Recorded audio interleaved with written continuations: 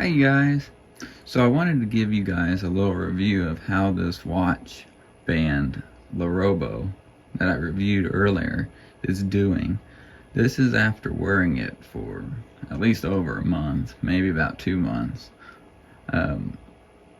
Obviously nothing, like no wear hardly at all. I thought this would mark up and be a mess like most of these bands, especially Apple ones.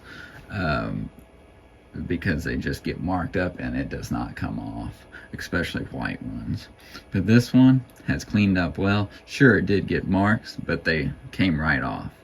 So this is a very good band still. I thought it would get all marked up, dug up and stuff, but no, it turned out perfect still. So I would expect this to last a while, just like this same condition.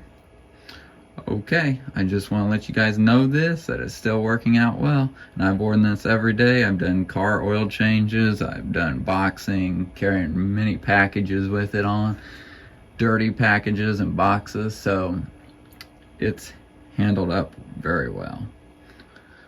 Thanks for watching, and like this video if you liked it, and subscribe to the channel for more.